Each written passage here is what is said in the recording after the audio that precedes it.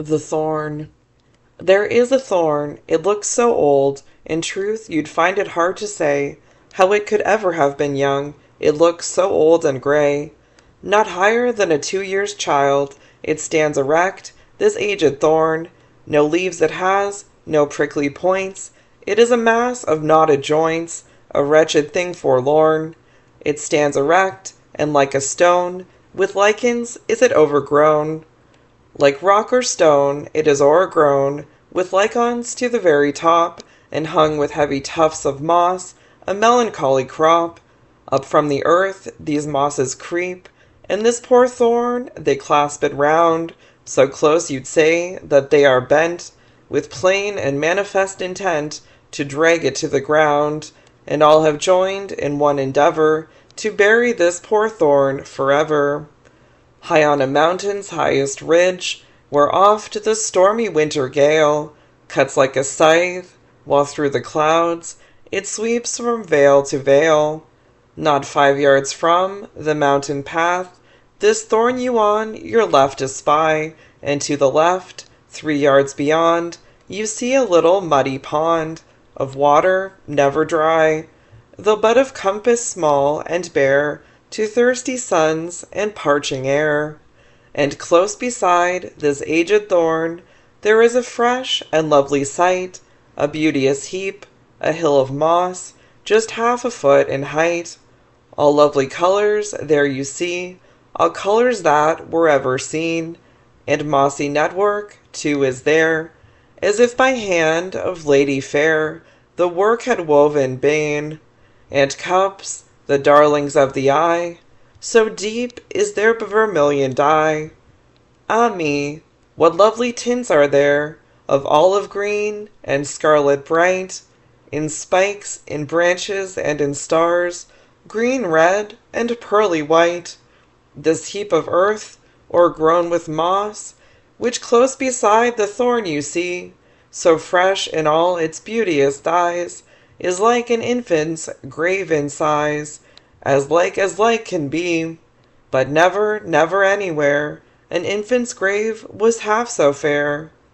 Now would you see this aged thorn, this pond and beauteous hill of moss, you must take care and choose your time the mountain when to cross, for oft there sits between the heap, so like an infant's grave in size, and that same pond of which I spoke, a woman in a scarlet cloak, and to herself she cries, "O misery, O misery, O woe is me, O misery."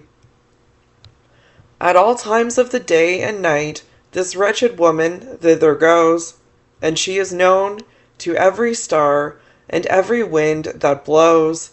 And there beside the thorn she sits, when the blue daylight's in the skies, and when the whirlwind's on the hill, or frosty air is keen and still, and to herself she cries, "O misery, O misery, O woe is me, O misery."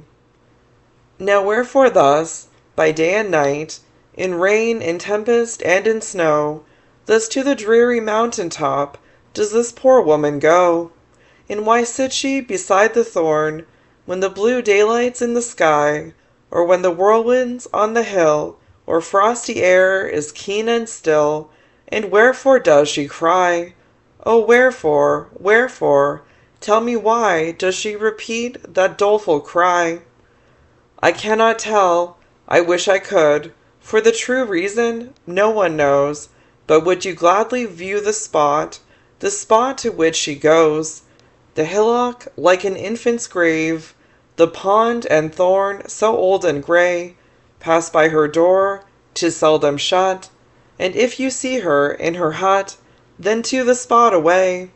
I never heard of such as dare approach the spot when she is there. But wherefore to the mountain top can this unhappy woman go? Wherefore whatever star is in the skies, whatever wind may blow?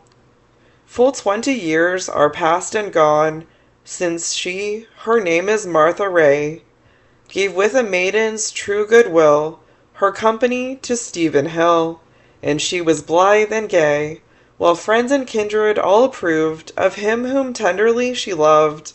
And they had fixed the wedding day, the morning that must wed them both.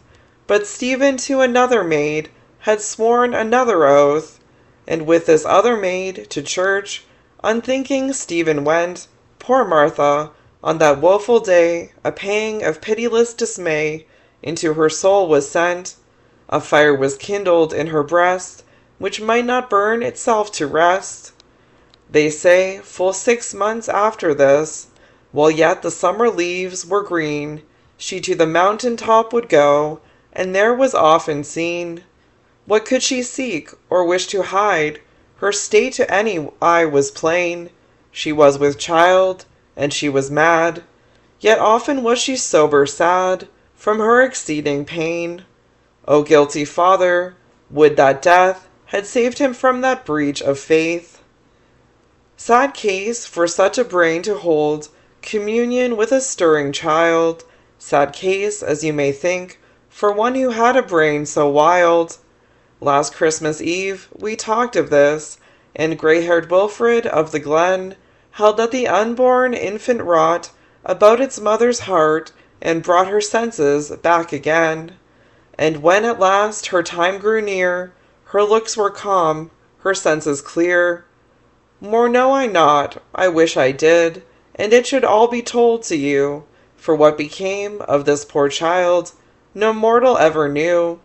Nay, if a child was to her born, no earthly tongue could ever tell, and if 'twas born alive or dead, far less could this with proof be said. But some remember well that Martha Ray about this time would up the mountain often climb, and all that winter, when the night the wind blew from the mountain peak, 'twas worth your while, though in the dark, the churchyard path to seek. For many a time and oft were heard cries coming from the mountain head. Some plainly living voices were, and others, I've heard many swear, were voices of the dead. I cannot think, whate'er they say, they had to do with Martha Ray. But that she goes to this old thorn, the thorn which I described to you, and there sits in a scarlet cloak, I will be sworn is true. For one day with my telescope, to view the ocean wide and bright, when to this country first I came, ere I had heard of Martha's name, I climbed the mountain's height. A storm came on, and I could see no object higher than my knee. 'Twas mist and rain and storm and rain, no screen, no fence could I discover, and then the wind, in sooth it was a wind full 10 times over. I looked around, I thought I saw a jutting crag, and off I ran, head foremost through the driving rain, the shelter of the crag to gain. And, as I am a man, instead of jutting crag, I found a woman seated on the ground. I did not speak. I saw her face, it was enough for me. I turned about and heard her cry, "Oh misery, oh misery!" And there she sits, until the moon through half the clear blue sky will go, and when the little breezes make the waters of the pond to shake, and all the country know, she shudders, and you hear her cry, "Oh misery, oh misery!" But what's the thorn, and what the pond, and what the hill of moss to her, and what the creeping breeze that comes the little pond to stir? I cannot tell, but some will say she hanged her baby on the tree. Some say she drowned it in the pond, which is a little step beyond.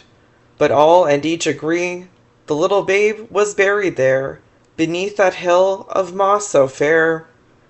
I've heard the moss is spotted red with drops of that poor infant's blood, but kill a newborn infant thus, I do not think she could. Some say, if to the pond you go, and fix on it a steady view, the shadow of a babe you trace, a baby and a baby's face, and that it looks at you. Whene'er you look on it, 'tis plain, the baby looks at you again. And some had sworn an oath that she should be to public justice brought, and for the little infant's bones with spades they would have sought. But instantly the hill of moss before their eyes began to stir, and for full 50 yards around the grass it shook upon the ground. Yet all do still aver, the little babe lies buried there, beneath that hill of moss so fair. I cannot tell how this may be, but plain it is the thorn is bound with heavy tufts of moss that strive to drag it to the ground. And this I know, full many a time, when she was on the mountain high, by day and in the silent night, when all the stars shone clear and bright, that I have heard her cry, "O misery, O misery, O woe is me, O misery!"